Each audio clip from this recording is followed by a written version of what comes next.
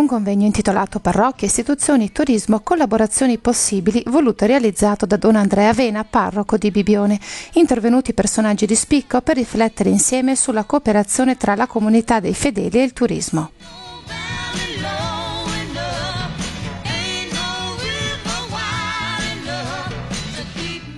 Un importante incontro organizzato dalla parrocchia di Bibbione sul tema del rapporto tra turismo, chiesa e accoglienza. E ovviamente è stato molto interessante perché ci siamo confrontati su questi temi. Ad esempio ho portato come informazione questo progetto del Veneto che vuole rendersi accessibile per le persone con disabilità, quindi un grande rapporto con delle persone che normalmente hanno delle difficoltà nel trovare luoghi dove possono trascorrere delle vacanze senza avere problemi. Il Veneto si sta proponendo come riferimento europeo su questo tema. Poi abbiamo affrontato ovviamente il tema della nuova legge regionale sul turismo, il progetto di legge 170 che ormai stiamo arrivando quasi alla conclusione del dibattito in commissione, poi passerà in consiglio e da parte loro ci sono state puntuali osservazioni e puntualizzazioni su cosa si può fare. E poi il grande tema del turismo legato alla cultura. Le nostre chiese sono diventate teatro importante dove poter portare tantissimi turisti che hanno questa sensibilità, trascorrere qualche giorno di vacanze sul nostro territorio e conoscere la nostra cultura e le nostre tradizioni.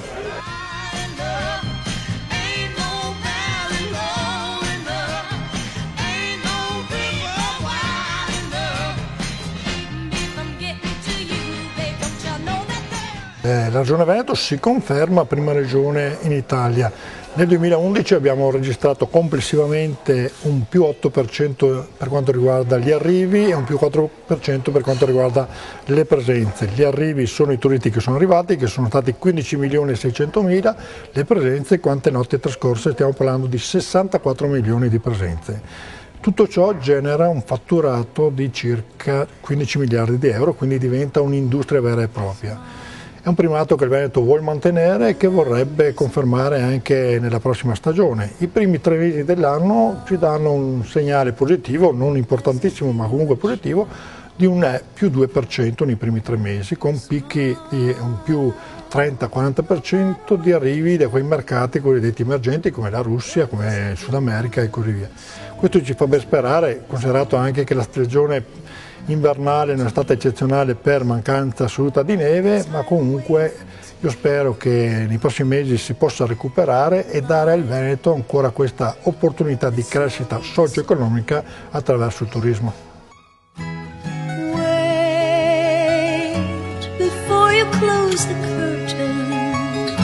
There's still another game to play, and life is beautiful that way.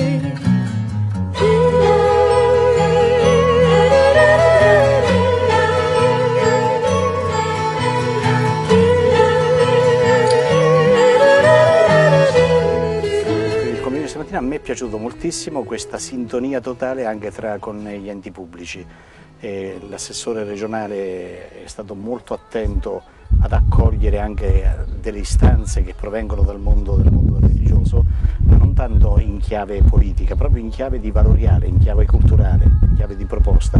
Cioè ci stiamo accorgendo che il turismo ha bisogno di qualità e questa qualità può essere data anche da quella dimensione religiosa della vita che non è un di più o un'aggiunta, ma è essenziale proprio per una vacanza vera.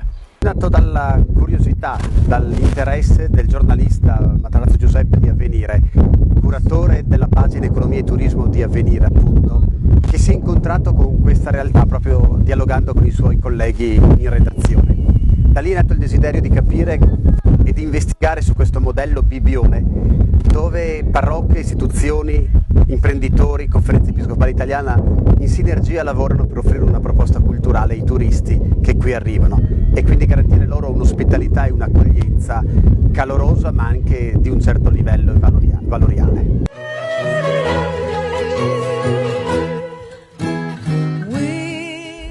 Economia e Turismo, una pagina di Avvenire che è nuova, possiamo dire, c'è da 6 mesi. Intanto di cosa tratta questa pagina, ma particolarmente di cosa si occupa e com'è nata?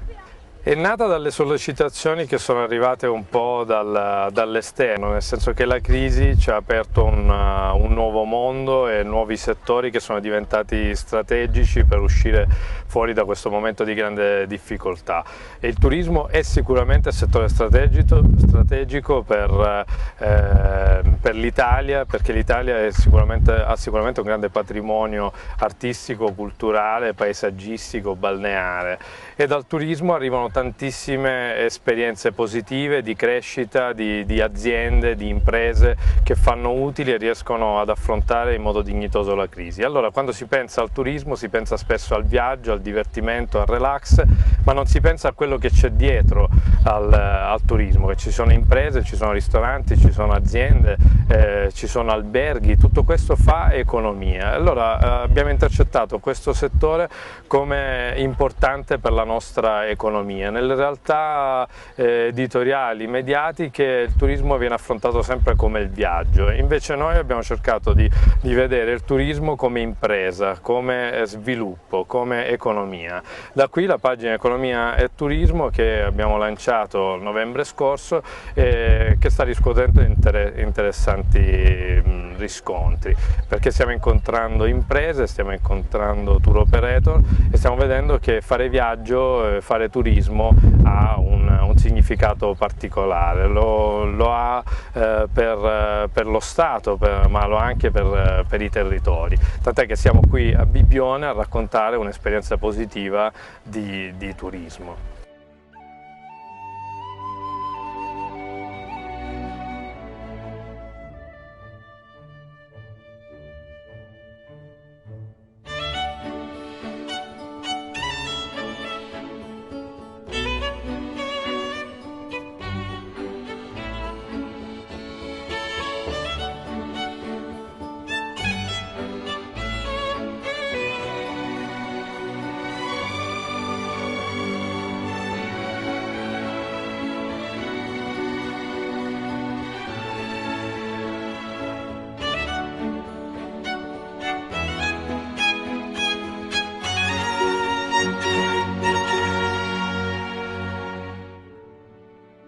È importante perché è nel DNA della Chiesa quello di accogliere ed incontrare le persone dovunque esse vivano, e il tempo del turismo ci fa esprimere un'accoglienza particolare, quella che mette al centro la persona in quanto tale, non in quanto turista, ma proprio come persona che è alla ricerca di qualcosa e che attraverso il viaggio, che può diventare metafora della vita, attraverso l'incontro con un territorio, con un ambiente, con un luogo, attraverso la bellezza dei suoi paesaggi, dei suoi ambienti, può ritrovare quell'oltre che desidera, che porta dentro di sé, quel desiderio che porta dentro di sé, di quell'oltre che poi per noi è ricerca del divino, del trascendente, perché c'è un rapporto strettissimo tra la dimensione della vita dell'uomo e la visione che trascende la vita stessa dell'uomo, e quindi il turismo può diventare anche un luogo di evangelizzazione, di annuncio e di testimonianza cristiana.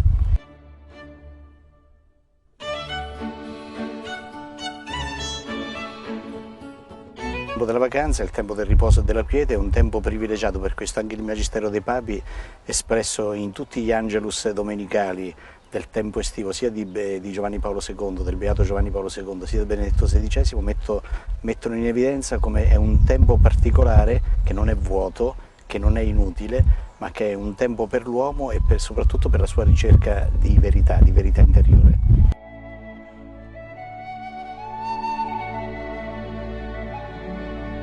Anche la parola divertimento, se la utilizziamo nel vero significato etimologico della parola, divertore, cioè cambio tensione, cioè mi allontano da quelle che sono le tensioni quotidiane del vivere, che sono fatte anche di fatica, di lavoro, di stress, e per un altro tempo, il tempo per me, il tempo per le relazioni, il tempo per l'interiorità, allora ci accorgiamo che divertimento non è stordimento, non è evasione, non è fuga, ma è il ritrovamento di sé.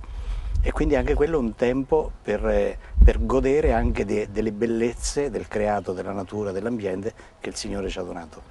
Il turista non è soltanto una persona che transita, ma è un ospite, come se venisse a casa. Il territorio è una dimora, è una casa comune, e in quel territorio casa comune il turista è parte integrante di quella famiglia. Il turismo forse è una delle forme più concrete concrete di ponte tra le diverse culture e le diverse realtà.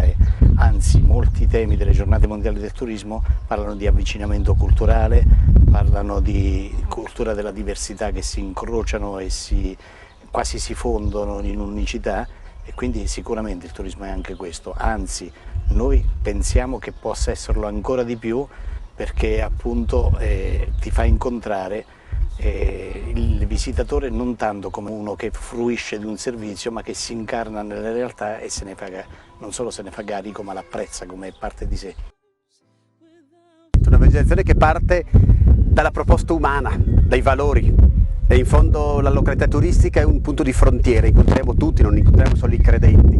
E allora ecco una pastorale del turismo attenta all'accoglienza dell'ospite, far capire all'ospite che lui è importante, che per questo viene ben accolto.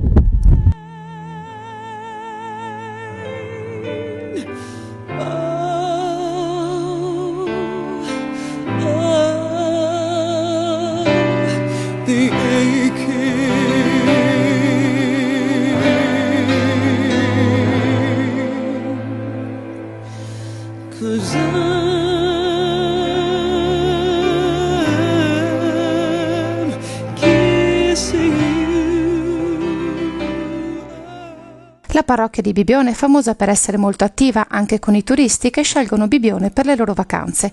Tutte le domeniche d'estate la Santa Messa è celebrata in lingua italiana, tedesca, polacca e slovacca. E in più, da giugno a settembre, la parrocchia organizza una serie di attività a cadenza settimanale. Il lunedì spettacoli teatrali di ingresso gratuito, il martedì concerti d'organo, il mercoledì incontri con l'autore e il giovedì adorazione eucaristica notturna.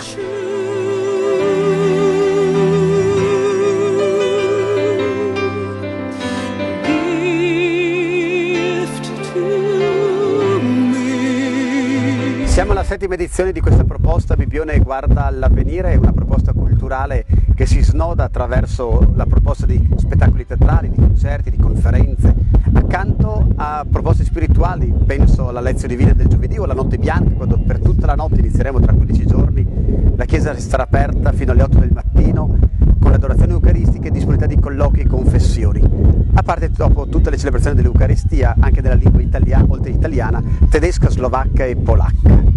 I prossimi appuntamenti? Ma innanzitutto, la prossima settimana avremo Monsignor Ferdinandi, il consulente nazionale della Caritas, che verrà a parlare di come educarci per educare alla carità.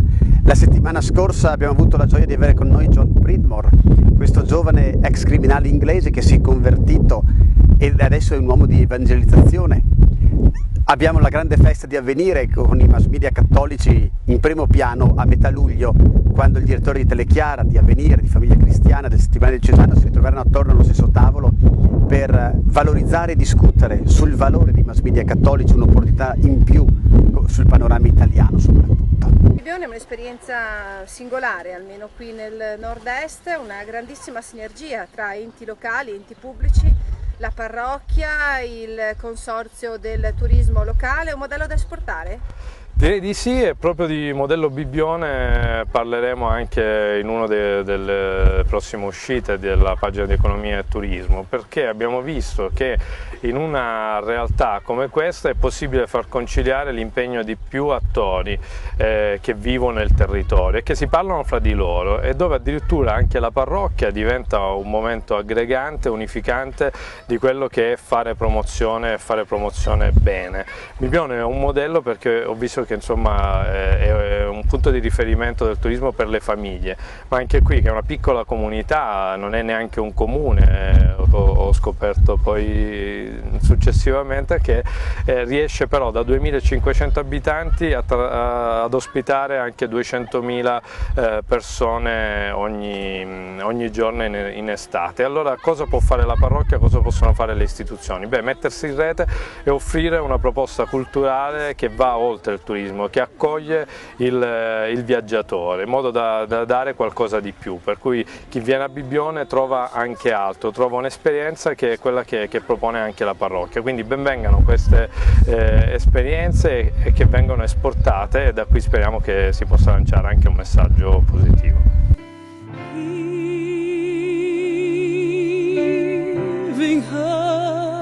Is full of pain.